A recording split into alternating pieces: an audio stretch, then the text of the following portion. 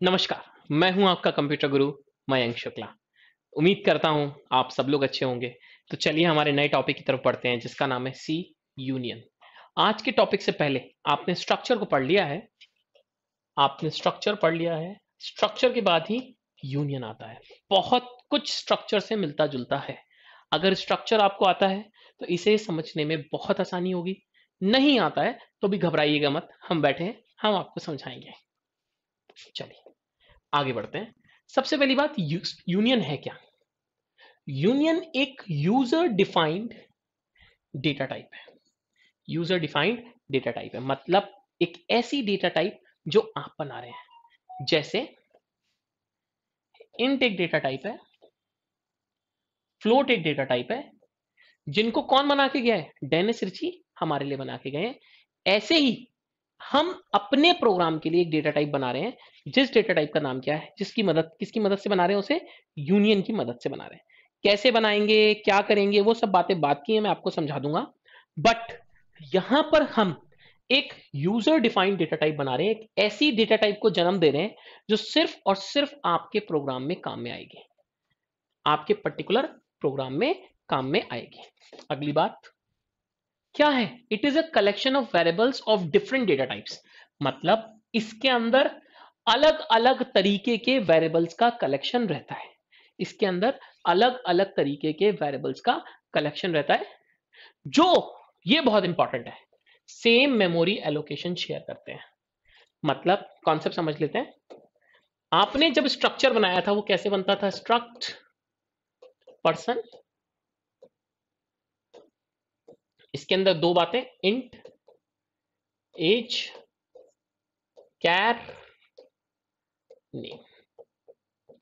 अब जब भविष्य में इसका आप वेरिएबल बनाते थे स्ट्रक्ट पर्सन पी, तो क्या होता था? पी को मेमोरी में जगह मिलती थी। और पी को मेमोरी में जगह मिलती थी, उस पी के अंदर दो बातें होती थी, एक एज और एक नेम। एज को जगह मिलती थी पूरा नाम p dot age, p dot name. Age को 2 बाइट और इस नेम को अपनी 20 बाइट। तो कुल मिलाकर अगर पी की जगह की कोई बात करेगा तो पी को मेमोरी में जगह मिल रही है 22 बाइट। पी को मेमोरी में जगह मिल रही है 22 बाइट। पी का एज अलग जगह ले रहा है और पी का नेम अलग जगह ले रहा है। तो स्ट्रक्चर की बात है, पी यहां पे स्ट्रक्चर टाइप कर रहा है। पर अगर इस स्ट्रक्ट को हटा दिया जाए और इसकी जगह यूनियन शब्द का इस्तेमाल किया जाए तो क्या होगा? बनाने का तरीका बिल्कुल वही, सिंटेक्स वही का वही। वही इसके अंदर भी दो मेंबर, इंट एज और कैर नेम। अब जब भविष्य में इस यूनियन पर्सन का वेरिएबल बनेगा, समझिएगा पूरे शब्द को, यूनियन पर्सन पी। यहां पर पी क्या है दोस्तों? P is a variable. यहां पे पी क्या है दोस्तों? वेरिएबल। और जो ये यूनियन पर्सन है ये आपके द्वारा बनाई गई यूजर डिफाइंड डेटा टाइप है। आपके द्वारा बनाई गई यूजर डिफाइंड डेटा टाइप है। तो अब जब इस पी का वेरिएबल बनेगा, इसके अंदर भी दो चीजें होंगी, पी का एज और पी का नेम। बर मेमोरी अलग नहीं मिलेगी, जो बड़ा है उतनी जगह मिल जाएगी 20 बाइट। उसी के अंदर शेयर करके पी डॉट नेम को रहना पड़ेगा और उसी जगह को शेयर करके पी डॉट एच को रहना पड़ेगा। मतलब जितने मेंबर्स हैं सबको अलग अलग मेमोरी ना मिलकर, सबको अलग अलग मेमोरी ना मिलकर सिर्फ जो बड़ा है उसको मेमोरी मिलती है और बाकी दोनों को, बाकी सबको, बाकी बच्चों को वही मेमोरी शेयर करनी पड़ती है। तो यहां पे परिभाषा को समझिए, वापस चलते हैं, इसको समझिए, इसको लिखिए। It is a collection of variables of different type. अलग अलग किस्म के वेरिएबल्स हैं इसके अंदर।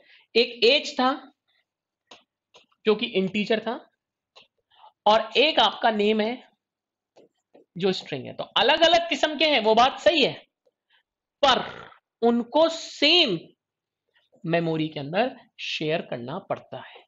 जगह किसको मिलेगी? बड़े के हिसाब से 20 बाइट मिल गई, उन्हीं को वो जगह शेयर करनी है। आप ऐसे समझ लीजिए, घर में 2 भाई हैं, माँ बाप गरीब हैं, पैसा बचाते हैं, बच्चों के भविष्य के बारे में सोचते हैं, तो बाहर पार्टी में जाने वाले कपड़े बड़े भाई के हिसाब से सिलवा दिए, छोटे भाई को उन्हीं कपड़ों से काम चलाना पड़ेगा। अब दोनों एक साथ कभी भी पार्टी में नहीं जा सकते, या तो बड़ा भाई जाएगा या छोटा भाई जाएगा। मैं आपको एक एग्जाम्पल बताता हूं। हमारे साथ क्लास में भाई बहन पढ़ा करते थे, उनके माँ बाप एक सेट ही किताब का दिलाते थे, तो एक बार में एक ही जना पढ़ सकता था। अगर वो मैथ्स की किताब से पढ़ रहा है तो दूसरे को इंतजार करना पड़ेगा जब तक वो किताब खाली नहीं हो जाती। तो यहां पर एक बार में या तो ये एज काम में आएगा या एक बार में ये नेम काम में आएगा, दोनों एक साथ इस्तेमाल में नहीं आ सकते।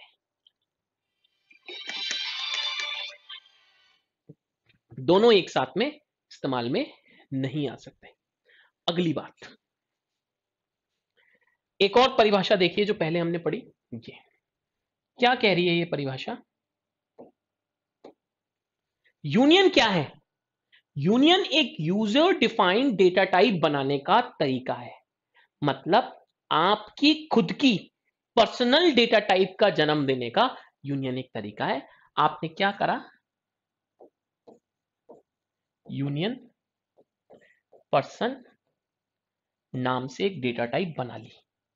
आपके प्रोग्राम के अंदर जैसे इंट एक डेटा टाइप है, वैसे ही एक डेटा टाइप बन चुकी है यूनियन पर्सन। दोनों परिभाषाएं यूनियन की जरूर लिख लीजिए। पहली ये पहली,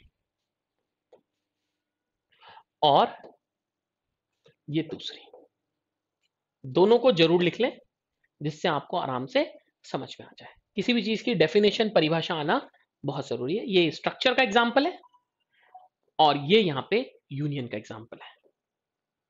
अब एक और बात आ रही है यूनियन से रिलेटेड कि हम यूनियन में और क्या क्या कर सकते हैं वो देख रहे हैं।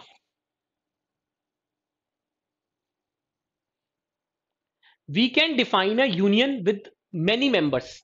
एक यूनियन के अंदर बहुत सारे मेंबर्स हो सकते हैं। देखिए एग्जांपल में, देखिए यहां पर आपने यूनियन बनाई है, एक यूनियन के अंदर 2 मेंबर है, एक से ज्यादा मेंबर हैं। अच्छा, अगली बात क्या लिखी हुई है?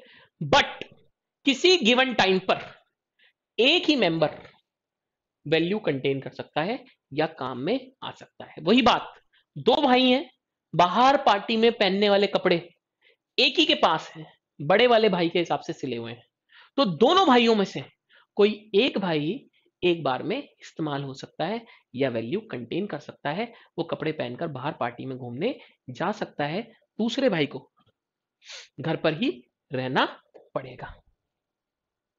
ठीक है। अब यूनियन काम कहां पर आते हैं? यूनियन काम कहां पर आते हैं? तो जहां कहीं पर भी आपको कंप्यूटर की मेमोरी को बचाना है, जहां कहीं पर भी आपकी कंप्यूटर की मेमोरी को बचाना है, कम से कम लगाना है, उन सारी कंडीशंस में स्ट्रक्चर की जगह यूनियन को ही इस्तेमाल में लाना है। फिर से बता देता हूं, जहां कहीं पर भी आपको मेमोरी को बचाना है, वहां पर स्ट्रक्चर की जगह यूनियन को ही काम में लाना है। पहली बात, पुराने जमाने में जब सी आई थी तब कंप्यूटर में बहुत कम मेमोरी होती थी, उस जमाने पे यूनियन की इंपॉर्टेंस थी। आज के जमाने में यूनियन कहां काम आएगा? जब एम्बेडेड सिस्टम बनाए जाएंगे। एम्बेडेड सिस्टम क्या होते हैं? बहुत छोटी छोटी चिप पर चलने वाले प्रोग्राम होते हैं जो किसी पर्टिकुलर हार्डवेयर को कंट्रोल करते हैं, सीधे हार्डवेयर से बात करते हैं। उन सिचुएशंस में मेमोरी बहुत कम होती है, तब स्ट्रक्चर की जगह यूनियन को प्रयोग में लाया जा सकता है। यूनियन की आवश्यकता क्यों पड़ी? वाह, क्यों इस्तेमाल करने हैं यूनियन? अगला टॉपिक, यूनियन इस्तेमाल करने ही क्यों है? जब ये अजीब सा कंफ्यूजन हो रहा है कि जितने भी डेटा मेंबर्स हैं उनमें से एक ही इस्तेमाल में आ सकता है एक बार में, तो यूनियन को पढ़ना ही क्यों है? देखें, पहला फायदा, शब्द को समझें, सेव मेमोरी। आपके कंप्यूटर में लगने वाली जितनी भी मेमोरी है, बाइट जो है उसको ये बचाता है। अगर आपने स्ट्रक्ट पर्सन बनाया और उसका एक वेरिएबल बनाया पर्सन पी, तो पी के अंदर दो चीजें हैं, पी डॉट एज 2 बाइट इसके अलग से, और पी डॉट नेम 20 बाइट इसके अलग से। तो टोटल स्ट्रक्चर के केस में जो वेरिएबल बना पी, इसकी मेमोरी 22 बाइट। पर अगर यही चीज अगर यूनियन हो जाए और यूनियन टाइप का वेरिएबल बने, यूनियन पर्सन पी, ये वाला जो पी है इसमें दोनों को अलग से जगह नहीं मिलेगी, जो बड़ा है नेम बड़ा है 20 बाइट का, तो टोटल 20 बाइट जगह एलोकेट हो गई। बड़े भाई के हिसाब से कपड़े सिलवाए जाएंगे, छोटे भाई को उन्हीं कपड़ों से काम चलाना पड़ेगा, और बड़े भाई को वो कपड़े छोटे भाई के साथ शेयर करने पड़ेंगे। तो इसी जगह में रहेगा पी डॉट एच और इसी जगह में रहेगा पी डॉट नेम, दोनों को सेम जगह में ही रहना पड़ेगा। तो एट ए टाइम पर्टिकुलर किसी सिचुएशन पर या तो पी डॉट एच का इस्तेमाल हो सकता है या फिर पी डॉट नेम का इस्तेमाल हो सकता है। एक साथ दोनों के अंदर वैल्यू नहीं डाल सकते, क्योंकि दोनों की जगह कॉमन है, तो दूसरे की वैल्यू ओवरराइट होने का खतरा होगा। इसीलिए क्योंकि यहां कम मेमोरी लग रही है 20 बाइट, वहां ज्यादा मेमोरी लग रही है 22 बाइट, तो यूनियन कब काम आता है, जब कभी हमें मेमोरी बचानी है। अगर मेमोरी बचाने का प्रश्न नहीं है, आपके पास खूब मेमोरी पड़ी है, तो साहब यूनियन इस्तेमाल नहीं करना, तब हमें इस्तेमाल करना है स्ट्रक्चर। लिख लें इस लाइन को कि सेव मेमोरी करता है, आपके लिए मेमोरी को बचाता है, कंप्यूटर की मेमोरी को सेव करता है। अगली बात, एग्जाम्पल भी देख लें यहां पे, कैसे हमने 20 और 22 2 बाइट को बचाया।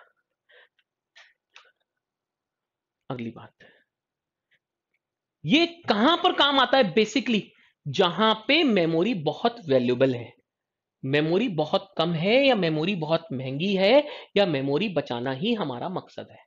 ऐसा किस तरीके के कंप्यूटर्स के अंदर होता है, एम्बेडेड सिस्टम्स के अंदर होता है, जहां पे सिस्टम्स बहुत छोटे छोटे से होते हैं, जरा जरा से होते हैं, और वहां पर आपको कम जगह के अंदर बहुत सारा डेटा स्टोर करना होता है।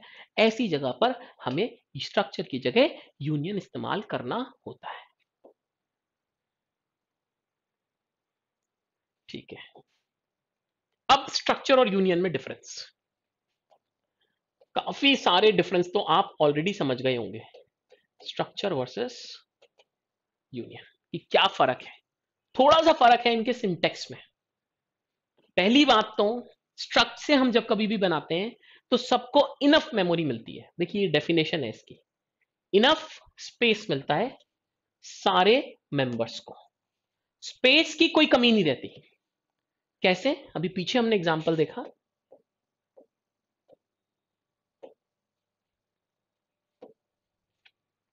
एज को अपनी सफिशिएंट जगह मिल रही है 2 बाइट सेपरेट, कोई लेना देना नहीं नेम से, और नेम को अपनी जगह मिल रही है सेपरेट, कोई लेना देना नहीं सबको। आप ऐसे समझ लीजिए सबको इंडिपेंडेंट पोर्शन मिला हुआ है रहने के लिए, इसका अपना फ्लोर है, इसका अपना फ्लोर है। अब कोई आपस में डिस्टरबेंस नहीं है, एक दूसरे की वैल्यू का इंटरेक्शन नहीं है, कुछ नहीं है, दोनों अलग अलग इंडिपेंडेंट फ्लोर पर अलग अलग दोनों भाई रहते हैं। पर यहां गरीबी है, मकान इतना बड़ा नहीं है, तो इनको अपना पोर्शन शेयर करना पड़ेगा। उसी पोर्शन में छोटा भाई रहता है, उसी पोर्शन में बड़ा भाई रहता है, गरीबी है, मेमोरी की शॉर्टेज है, तो एट ए टाइम एक ही वेरिएबल इस्तेमाल में आ सकता है। तो पहला डिफरेंस तो क्लियर हो गया कि जो स्ट्रक्चर है वो जमकर, पहला डिफरेंस, खूब स्पेस एलोकेट करता है, उसमें किसी प्रकार की मेमोरी की कोई दिक्कत नहीं होती। जितने मेंबर्स हैं स्ट्रक्चर के अंदर, सबको अपना अपना इंडिपेंडेंट पोर्शन मिलता है, इंडिपेंडेंट फ्लैट मिलता है, इंडिपेंडेंट मेमोरी में रहने की जगह मिलती है। एज अलग रहेगा मेमोरी में, और नेम अलग रहेगा। एज में कुछ भी वैल्यू डालो, नेम पे कोई फर्क नहीं पड़ेगा, नेम पे कुछ भी वैल्यू डालो, एज पे कोई फर्क नहीं पड़ेगा। एट ए टाइम एक साथ एज को भी इस्तेमाल करो, नेम को भी इस्तेमाल करो, क्योंकि दोनों का अपना अपना मेमोरी के अंदर सेपरेट पोर्शन है, सेपरेट इलाका है, तो कोई लेना देना ही नहीं है दूसरे से। अगली बात, यूनियन सिर्फ और सिर्फ लार्जेस्ट मेंबर को ढूंढता है और उसके हिसाब से मेमोरी एलोकेट कराता है, बाकी सबको उसी जगह के अंदर कॉम्प्रोमाइज करना पड़ता है। घर के अंदर अगर 3 भाई हैं तो पिताजी बड़े भाई के हिसाब से शर्ट सिलवा देंगे, मार्क पार्टी में शादी में जाने वाली। अब उसी बड़े भाई की शर्ट के अंदर वही बड़े भाई को पहननी है, वही छोटे भाई को पहननी है, और वही सबसे छोटे राजा बाबू को भी पहननी है। अब समस्या क्या है, जब शर्ट एक ही है तो अगर कोई शादी का न्योता आया पड़ोस से तो या तो बड़े भैया जा पाएंगे या छोटे भैया जा पाएंगे या उनसे छोटे भैया जा पाएंगे। तीनों भाई एक साथ उस शादी में नहीं जा सकते क्योंकि उनके पास गरीबी है, मेमोरी की कमी है, उनके पास बाहर शादी में पहनने वाली एक ही शर्ट है। तो यूनियन में अलग अलग जगह अलग अलग पोर्शन मेंबर्स को नहीं मिल पाता, सिर्फ बड़े भाई के हिसाब से जो सबसे बड़ा मेंबर है, अगर 10 मेंबर हैं उसमें से जो भी सबसे ज्यादा साइज लेने वाला है उसके हिसाब से जगह दे दी जाएगी, बाकी सबको उसी जगह के अंदर शेयर करना होगा। एक बार में उन सब में से कोई एक ही इस्तेमाल में आ सकता है, अगर किसी और को इस्तेमाल या दो को एक साथ इस्तेमाल कर लिया तो कुछ अजीबोगरीब एरर्स आंसर्स आ सकते हैं। ये सिंटेक्स है कैसे बनाते हैं यूनियन को। मैं थोड़ा सा और साफ साफ लिख देता हूं। यूनियन, यूनियन का नाम, करली ब्रेसेस, सेमीकोलन यहां पे, डेटा टाइप मेंबर 1, फिर ये डेटा टाइप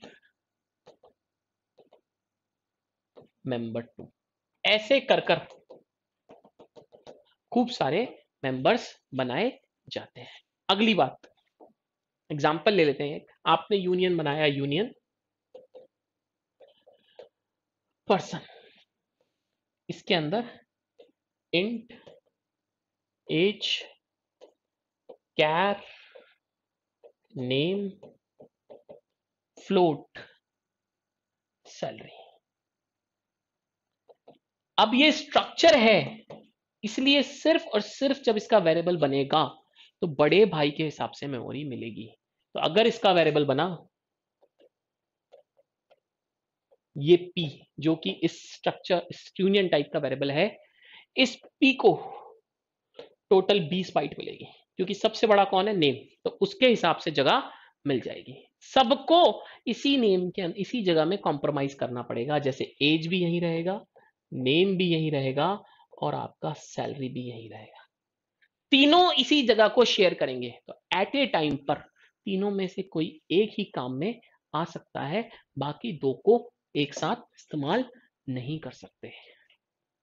बहुत बढ़िया बात लिखी हुई है कि यूनियन से बनने वाले वेरिएबल का साइज क्या होता है, जो सबसे लार्जेस्ट फील्ड है उसका साइज ही सबसे बड़ा टोटल यूनियन का साइज होता है, जबकि स्ट्रक्चर के केस के अंदर सबको ऐड कर कर टोटल साइज निकाला जाता है।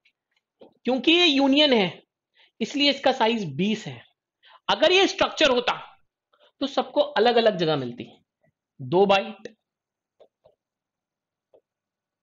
20 बाइट और फिर 4 बाइट, मतलब टोटल जगह 26 बाइट।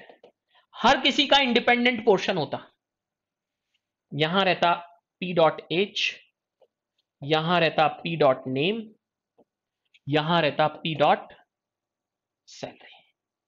तीनों को एक साथ इस्तेमाल करा जा सकता, तीनों में एक साथ वैल्यू डाल सकते थे, तीनों में एक साथ प्रिंट करा सकते थे, क्योंकि अमीर है सबका अपना पोर्शन है। पर यूनियन के केस में गरीब है, वहां ऐसा संभव नहीं है। तो लार्जेस्ट वाले के हिसाब से साइज आता है यूनियन के अंदर। अगली बात देख लेते हैं, यूनियन के मेंबर्स को एक्सेस कैसे करेंगे। आपने यूनियन टाइप का वेरिएबल बना लिया, बट उसके मेंबर्स को आप एक्सेस कैसे करोगे, तो वही स्ट्रक्चर की तरह डॉट लगा के p डॉट h। यहां पर p क्या है, variable of union person type, एक ऐसा वेरिएबल जिसकी डेटा टाइप है यूनियन पर्सन। एज क्या है, व्हाट इज दिस एज, इस पी के अंदर का कोई मेंबर। और 5 क्या है, आप जो इसमें वैल्यू डाल रहे हो वो। और ये है वो डॉट ऑपरेटर जिसकी मदद से आप यूनियन के अंदर मौजूद मेंबर्स तक पहुंच रहे हो, जिसकी मदद से यूनियन के अंदर मौजूद मेंबर्स तक पहुंच रहे हो। अच्छा जी, क्या बात बताइए। जैसे हमने नेस्टिंग ऑफ स्ट्रक्चर पढ़ा था, एक स्ट्रक्चर के अंदर दूसरा स्ट्रक्चर मौजूद हो सकता है, क्या पढ़ा था हमने, नेस्टेड ऑफ स्ट्रक्चर, कि एक स्ट्रक्चर के अंदर दूसरा स्ट्रक्चर मौजूद हो सकता है। ऐसे ही हम पढ़ रहे हैं, क्या पढ़ रहे हैं, यूनियन इनसाइड स्ट्रक्चर, की एक स्ट्रक्चर के अंदर यूनियन को इस्तेमाल किया जा रहा है। कैसे देख लेते हैं, कोई स्ट्रक्चर है, स्ट्रक्ट पर्सन, डेटा टाइप बना रहे हैं, कर्ली ब्रेसेस सेमीकोलन, वही इंट एज और डीओबी। डीओबी का टाइप क्या है, डेट। डेट क्या है, यूनियन। और ये डेट हमने कहीं, यूनियन डेट हमने कहीं बाहर ऊपर कहीं डिफाइन कर रखा है कि इसके अंदर 3 मेंबर है, int dd, int mm, int by by. मतलब जो हमने यहां पे डेटा टाइप इस्तेमाल करी है, जो हमने यहां पे डेटा टाइप इस्तेमाल करी है पर्सन, उस डेटा टाइप के अंदर, उस डेटा टाइप के अंदर हमने यूनियन इस्तेमाल कर लिया। क्या इस्तेमाल कर लिया, यूनियन इस्तेमाल कर लिया। एक स्ट्रक्चर के अंदर यूनियन वेरिएबल इस्तेमाल कर लिया, यूनियन इनसाइड स्ट्रक्चर। दोनों चीजों को अलग अलग लिखा है। अगर आप चाहो तो इन दोनों बातों को एक साथ कंबाइन कर कर भी लिख सकते हो। आप चाहो तो इन दोनों बातों को एक साथ कंबाइन कर कर भी लिख सकते हो। कैसे,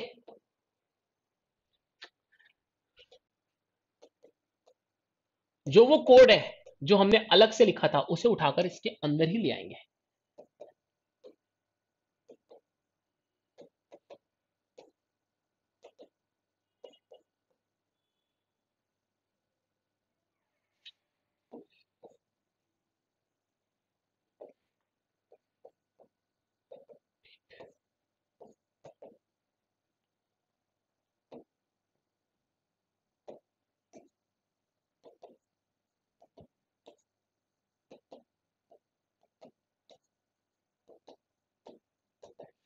और यहां पर हमने इसका वेरिएबल डिक्लेयर कर दिया TOP।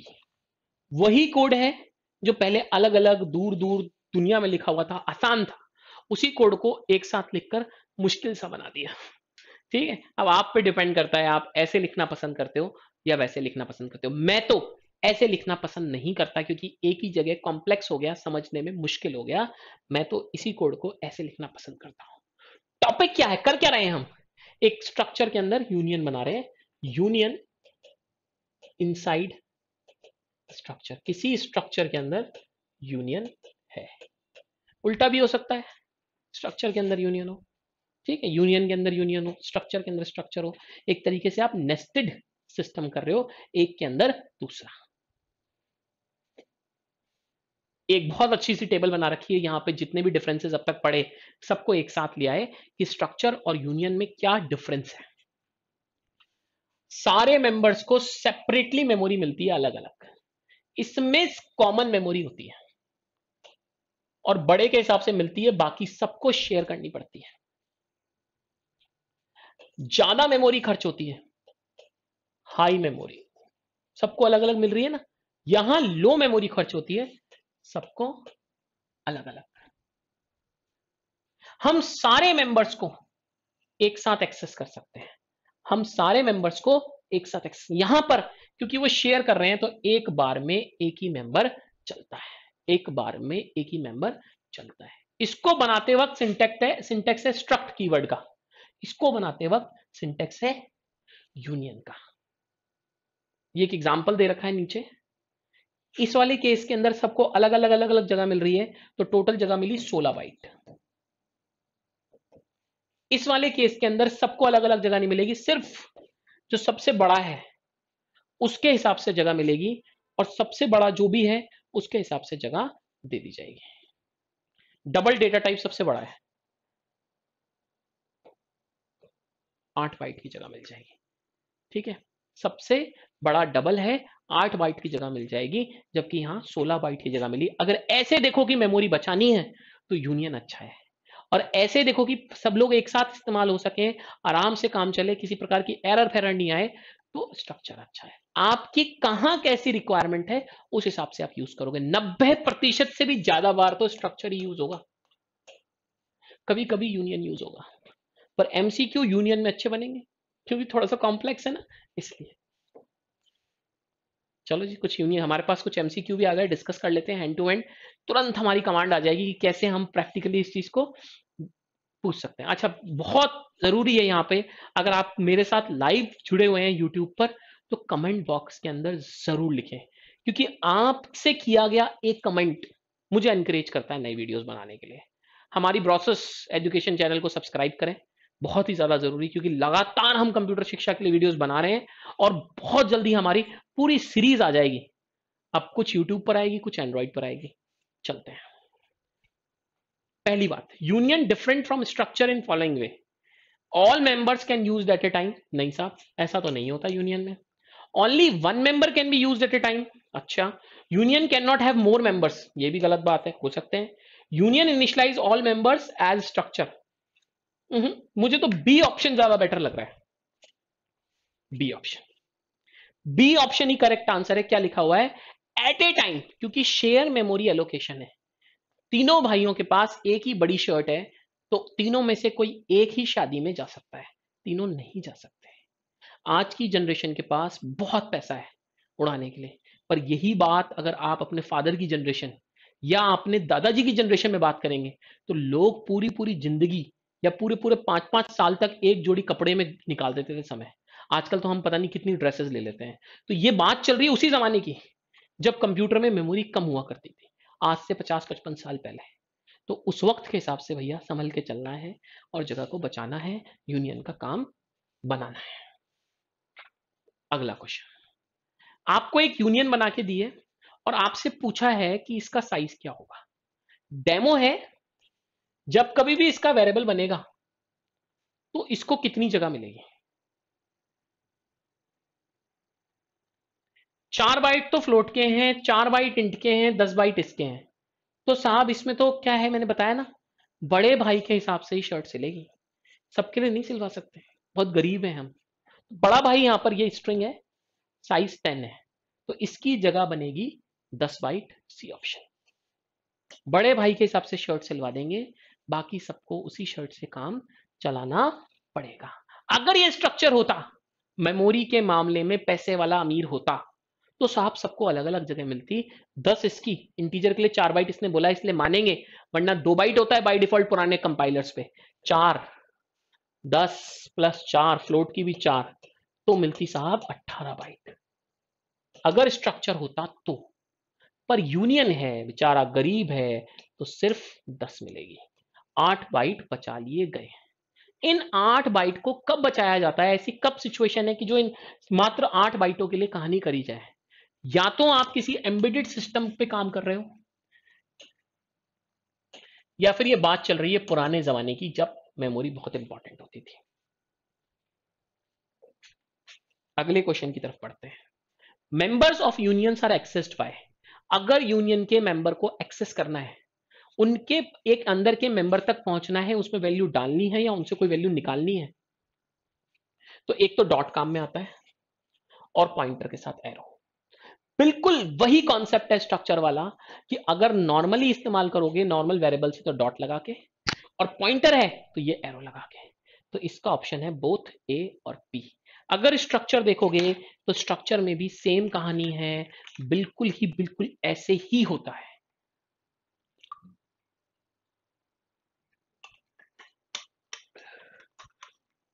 अच्छा, कब डालेंगे स्ट्रक्चर को वैल्यू, स्ट्रक्चर को यूनियन को कैसे असाइन करते हैं मैं बता देता हूं। आपने एक वेरिएबल बनाया यूनियन पर्सन पी। यहां पर पी एक नॉर्मल वेरिएबल है जिसकी डेटा टाइप यूनियन पर्सन है। अब आपने एक पॉइंटर टू यूनियन बनाया, यहां पर क्यू एक पॉइंटर है जो भविष्य में जाकर किसी भी पर्सन टाइप के वेरिएबल को पॉइंट करेगा। क्यू के अंदर पी का एड्रेस डाल दिया। अब क्यू से अगर पी के मेंबर्स को एक्सेस करना है, पी के अंदर दो मेंबर हैं, एक नेम, उसी शेयर्ड प्लेस पर एक age, p dot name p dot age. हम चाहते हैं पॉइंटर के थ्रू एज की बात हो, पॉइंटर के थ्रू नेम की बात हो, तो कैसे लिखेंगे? क्यू एरो एज 10, तो यहां भैया 10 पहुंच जाएगा। क्यू एरो नेम कंप्यूटर गुरु मयंक, तो यहां मयंक पहुंच जाएगा। तो पॉइंटर से अगर हमें यूनियन टाइप के वेरिएबल्स के मेंबर्स को एक्सेस करना है तो उसके लिए दो तरीके हैं। उसके लिए क्या तरीका है? एरो। सेम बिट, बिल्कुल डिट्टो स्ट्रक्चर में। वाह, क्या क्वेश्चन आ गया। स्ट्रक्चर, मन के अंदर यही बात थी, यूनियन में क्या समानताएं हैं? इन तीनों से स्ट्रक्चर बनता है। क्यों भाई, यूनियन से भी स्ट्रक्चर बनेगा क्या? इन तीनों से एक न्यू वैल्यू बनती है। बिल्कुल गलत। इन तीनों से ही नई किस्म की डेटा टाइप का जन्म होता है। ये ऑप्शन मुझे सही लग रहा है। इन तीनों से ही नई टाइप की डेटा टाइप का जन्म होता है, यही ऑप्शन मुझे सही लग रहा है। देख लेते हैं बी ऑप्शन, देखें सामने, यही ऑप्शन बिल्कुल सही है, क्योंकि तीनों की मदद से आप क्या बना रहे हो? User defined data type. किन तीनों की मदद से बना रहे हो? स्ट्रक्चर की मदद से बना रहे हो, यूनियन की मदद से बना रहे हो, और एनम की मदद से बना रहे हो। क्या है एनम? आएगा, जल्दी करेंगे डिस्कस, आगे चलते हैं। यहां तक मुझे लगता है यूनियन बहुत अच्छी तरीके से समझ में आ गया होगा। बहुत कुछ स्ट्रक्चर से मिलता जुलता है। दो ही बेसिक डिफरेंस हैं कि एक तो इसमें मेमोरी शेयर्ड रहती है, एट ए टाइम पे कोई एक ही मेंबर इस्तेमाल हो सकता है। अब एक एग्जांपल करने की कोशिश करते हैं, कॉन्सेप्ट समझेंगे। एक छोटा सा, आपने एक यूनियन बनाया पर्सन, और दो बातें आपने इसमें रखी, इंट एज और फ्लोट सैलरी। इसका एक वेरिएबल डिक्लेयर करा आपने, यूनियन पर्सन। पहले हम एक काम करते हैं, इसको यूनियन ना बनाकर स्ट्रक्चर बना लेते हैं, तो आपको बहुत अच्छे से समझ में आ जाएगा कि दोनों में अंतर क्या है और क्या नुकसान हो जाता है कई बार। अब इस पी के अंदर, पी की एज में आपने डाल दिया 20, और पी की सैलरी में आपने डाल दिया 25,000। तो भैया यहां पर मेमोरी के अंदर एज अलग है, सैलरी अलग है, इसमें 20 चला गया और इसमें 25,000। अब जब प्रिंट कराओगे पी की एज तो 20 ही प्रिंट होगा, और पी की सैलरी प्रिंट कराओगे तो आपका 25,000 ही प्रिंट होगा। कोई दिक्कत नहीं है, दोनों के लिए सेपरेट पोर्शन मिला हुआ है, आराम से चीजें प्रिंट हो जाएंगी, आराम से मेमोरी के अंदर रह लेंगी। अब इसको मिटा देते हैं एक बार। अब हम क्या कर रहे हैं, स्ट्रक्चर की जगह हम इस्तेमाल करने जा रहे हैं यूनियन। तो देखिएगा कैसे बहुत ध्यान से प्रोग्राम करने की आवश्यकता है। वही प्रोग्राम है, यहां लगा दिया यूनियन और यहां लगा दिया यूनियन। पी बना, पर मेमोरी में जगह मिली सिर्फ सैलरी के हिसाब से 4 बाइट। उसी जगह पर एज रह रहा है और उसी जगह पे सैलरी। शुरू के 2 बाइट में एज रह रहा है और टोटल 4 बाइट के अंदर सैलरी रह रहा है। एज में आपने 20 डाल दिया, बात सही थी भैया, डल गई। अब आपने सैलरी जैसी डाला 25,000, तो क्या हुआ, वो एज वाली वैल्यू तो मिट गई, और सिर्फ क्या रहा, 25,000। सिर्फ और सिर्फ क्या रहा, 25,000। मतलब एज की वैल्यू ओवरराइट हो गई, खत्म ही हो गई। अब आप प्रिंट कराओगे पी डॉट सैलरी, तो सही आउटपुट आ जाएगा 25,000, क्योंकि आपने बाद में डाला है, सबसे लेटेस्ट है। पर अगर आपने पी डॉट एज भी प्रिंट करा दिया, बड़ा भाई तो शर्ट पहन के निकल गया बेचारा, छोटा भाई को शादी में कैसे ले जाओगे, और ले गए तो बेचारा फटे पुराने बेकार कपड़ों के अंदर होगा। तो वो तो 2 बाइट कोई, जो 25,000 से 2 बाइट के अंदर वैल्यू पड़ी होगी, कुछ भी गार्बेज वैल्यू हो सकती है, वो प्रिंट हो जाएगी, जो कि सही आउटपुट नहीं होगा। क्योंकि यूनियन का बेसिक ही रूल है कि कितने ही मेंबर्स हों, जगह बड़े के हिसाब से मिलती है, और एक बार में सिर्फ एक ही मेंबर यूज हो सकता है। अगर एक से ज्यादा मेंबर्स को यूज करेंगे तो रॉन्ग आउटपुट आएगा। ठीक है, ये बहुत ही इंपॉर्टेंट एग्जांपल है। बिल्कुल रिक्वेस्ट करूंगा, चाहे 1 मिनट एक्स्ट्रा लग जाए, इसको लिखें जरूर, क्योंकि लिखा नहीं तो किसी काम का नहीं। अगली बात की तरफ पढ़ते हैं। स्ट्रक्चर खत्म हो गया, यूनियन खत्म हो गया। अब एक बहुत ही फेवरेट मेरा टॉपिक है टाइप डेफ। इसका काम है रीनेम करना। अगर कोई भी डेटा टाइप है, चाहे वो यूजर डिफाइंड डेटा टाइप है, चाहे वो बिल्ट इन डेटा टाइप है, चाहे वो प्रिमिटिव डेटा टाइप है, उस डेटा टाइप का उस पर्टिकुलर प्रोग्राम में नाम बदल सकते हो। मान लेते हैं मेरे घर वालों ने मेरा नाम मयंक शुक्ला ना रखकर धनियाराम कणियाराम रख दिया होता, बड़ी शर्म आती भैया लोगों को बताने के लिए, कंप्यूटर बाई धनियाराम कणियाराम, बड़ा ही अजीब सा लगता। किसी का नाम है तो बुरा मत मानिएगा, सिर्फ समझाने के लिए है। तो मैं पेपर में निकलवाता, आज से आने वाली जिंदगी के लिए धनियाराम कणियाराम शुक्ला को मयंक शुक्ला के नाम से जाना जाएगा। तो पूरी जिंदगी अब मुझे हर जगह मयंक शुक्ला के नाम से ही जाना जाता। तो टाइप डेफ से भी सेम काम होगा। आप वही लिखोगे, टाइप डेफ आज से इस प्रोग्राम के लिए लॉन्ग इन डेटा टाइप को एलटी के नाम से जाना जाएगा। तो जहां कहीं पर भी एलटी लिखा होगा उसे कंपाइलर लॉन्ग इंट ही मानेगा। आपके द्वारा लंबी चौड़ी मेहनत करे बिना आप छोटा नाम बना सकते हैं, पूरे प्रोग्राम में अपनी मेहनत को बचा सकते हैं। यूजर डिफाइंड डेटा टाइप के लिए आज से यूनियन पर्सन नाम की डेटा टाइप को पर नाम से जाना जाएगा। तो कहीं पर भी अगर आप पर लिखोगे तो उसे compiler union person data type ही पड़ेगा। क्योंकि सी की एक बहुत बड़ी कमी है, जब जब आप यूनियन और स्ट्रक्चर इस्तेमाल करते हो, बार बार हर जगह आपको ये स्ट्रक्ट कीवर्ड साथ में लेके चलना पड़ता है, जिससे बार बार लिखने की मेहनत बढ़ जाती है। तो इस समस्या का समाधान क्या है? Typedef. वैसे सी के बाद जो नई लैंग्वेज आई सी प्लस प्लस, उसने इस समस्या को अपने आप ही खत्म कर दिया। कैसे? वहां पर अगर आप सी प्लस प्लस के अंदर कोई स्ट्रक्चर बनाते हो, वही इसके 2 मेंबर इंट एज या यूनियन बनाते हो कैर नेम 20, और भविष्य में इसका वेरिएबल बनाना चाहते हो, तो सी में तो पूरा नाम लिखना पड़ता है, स्ट्रक्ट पर्सन पी, तब जाकर ही वेरिएबल बनता है। पर सी प्लस प्लस में अगर आपने ये वाली लाइन बना दी, उसके बाद आपको स्ट्रक्ट कीवर्ड दोबारा इस्तेमाल करने की जरूरत नहीं है, सीधे खाली पर्सन पी लिखोगे तो भी काम हो जाएगा। C plus plus programming language के अंदर आपके काम को आसान किया गया है, जो सी में काम मुश्किल था। हमारी सी प्लस प्लस की सीरीज भी है, अगर आप ढूंढेंगे तो मिलेगी, देखेंगे तो चलेगी। यहां तक उम्मीद करता हूं कि बात समझ में आ गई होगी।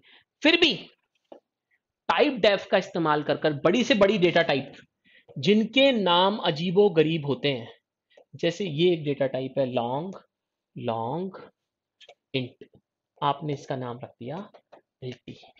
एक बड़ी डेटा टाइप है typedef unsigned long long int, आपने इसका नाम रख दिया एलएलटी।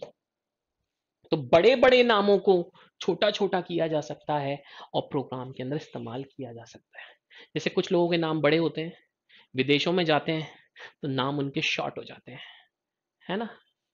यही बात है, यहाँ पर आप बड़ी डेटा टाइप्स के नाम अपने प्रोग्राम के लिए शॉर्ट कर सकते हैं। पर इस टाइप डेफ का असर सिर्फ और सिर्फ करंट प्रोग्राम के अंदर, जो आप प्रोग्राम बना रहे हैं सिर्फ और सिर्फ उसके अंदर रहेगा।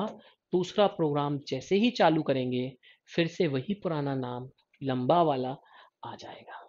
तो बहुत जरूरी है यहां पर यह समझना कि नाम का रीनेमिंग की जा सकती है बट सिर्फ करंट प्रोग्राम के लिए। अगली बात, हमने 3 चीजें पढ़ी, बिल्कुल 4 कर लेते हैं। पहली चीज हमने पढ़ी वेरिएबल, फिर हमने पढ़ा वेरिएबल के समूह को कहते हैं एरे, पर शर्त है एक ही तरीके का समूह होना चाहिए। दूसरा हमने पढ़ा स्ट्रक्चर, समूह है पर अलग अलग तरीकों का समूह है। फिर हमने पढ़ा यूनियन, समूह है पर जगह क्या है, सबसे बड़े वाले को मिलेगी। तो वेरिएबल का मतलब तो क्या है, एक नॉर्मल वेरिएबल, एक डब्बा बनेगा सिंपल, उसके अंदर कोई पर्टिकुलर टाइप की वैल्यू आ सकती है। एरे मल्टी स्टोरी बिल्डिंग है, फ्लैट है, बहुत सारे डब्बे बनेंगे, सबका नाम भी सेम होगा बट एक ही तरीके के होंगे। टेक्निकल शब्द है इसके लिए जो एमसीक्यू में मिलेगा, होमोजीनियस। सारे के सारे डब्बों में सेम प्रकार की वैल्यू। ट्रेन के डब्बे हैं पर शर्त है कि हर डब्बे में एक ही प्रकार की वैल्यू को बिठाया जाएगा। अगली बात स्ट्रक्चर, एक हो सकता है इंटीजर टाइप हो, एक हो सकता है नेम टाइप हो, स्ट्रिंग टाइप हो, एक हो सकता है कैर टाइप हो, अलग अलग किस्म की वैल्यूज का समूह। टेक्निकल शब्द है हेट्रोजीनियस। यहां पर भी यही कॉन्सेप्ट है स्ट्रक्चर वाला, पर शर्त क्या है कि इन डब्बों को अलग अलग डब्बे नहीं मिलते, एक ही डब्बा बनता है बड़े वाले के हिसाब से और सबको वो जगह शेयर करनी पड़ती है। ये भी हेट्रोजीनियस है। तो आपकी जैसी जरूरत है आप उस हिसाब से डिसाइड करोगे कि साहब हमें वेरिएबल यूज करना है या एरे यूज करनी है या स्ट्रक्चर यूज करना है या यूनियन यूज करनी है। अब तीनों का रिलेशन बताऊंगा पॉइंटर के साथ में, तो ध्यान रखिए वेरिएबल के साथ पॉइंटर कैसे चलेगा, एरे के साथ कैसे चलेगा, स्ट्रक्चर के साथ कैसे चलेगा, यूनियन के साथ कैसे चलेगा। अगर नॉर्मल वेरिएबल है तो उसके साथ पॉइंटर कैसा बनेगा, इंट स्टार पी। कैसे वैल्यू डाली जाएगी, स्टार ए, और पॉइंटर से वैल्यू प्रिंट करानी होगी तो क्या लिखेंगे, star P, value of variable. ठीक है साहब। अब अगर एरे का केस है, ये वेरिएबल का केस है, अगला केस एरे का। तो एरे कैसे बनती है, इंट ए 5। एड्रेस पॉइंटर कैसे बनेगा, वही इंट स्टार पी। वैल्यू कैसे डलेगी, p इक्वल टू ए। खाली एरे के नाम का मतलब ही एड्रेस होता है। वैल्यू प्रिंट करानी होगी तो एरे की फर्स्ट वैल्यू स्टार पी से प्रिंट होगी, सेकेंड वैल्यू p+1 से प्रिंट होगी, नेक्स्ट वैल्यू p+2 स्टार से प्रिंट होगी, थर्ड वैल्यू p+3 स्टार से प्रिंट होगी। स्ट्रक्चर के केस में ये वेरिएबल है स्ट्रक्ट पर्सन p। पॉइंटर कैसे बनेगा, structure person star Q. Q के अंदर एड्रेस डाला जाएगा p का, और पॉइंटर से अगर वैल्यू तक पहुंचना होगा तो कैसे पहुंचेंगे, क्यू एरो का साइन h, जो जो उसके अंदर के मेंबर्स हैं, क्यू एरो का साइन नेम। यूनियन बिल्कुल सेम, कोई अंतर नहीं। तो पॉइंटर से वैल्यू तक पहुंचने का तरीका क्या है वो हमने यहां देखा। यहां ये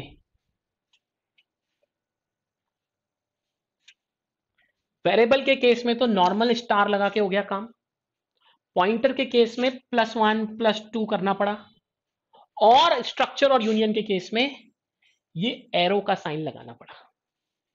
ठीक है। अगली बात हमने क्या सीखी, अगर स्ट्रक्चर या यूनियन के मेंबर्स तक जाना है तो या तो वेरिएबल का नाम डॉट लगाकर उस पर एक्सेस करते हैं, और पॉइंटर से करते हैं तो एरो लगा के करते हैं। तो दो चीजें हैं, दो चीजें हैं, एक डॉट जब नॉर्मल वेरिएबल है और एक एरो जब आपका पॉइंटर है। तो पॉइंटर के साथ अगर वेरिएबल की बात चल रही है तो साहब स्टार, और अगर स्ट्रक्चर या यूनियन की बात चल रही है तो एरो।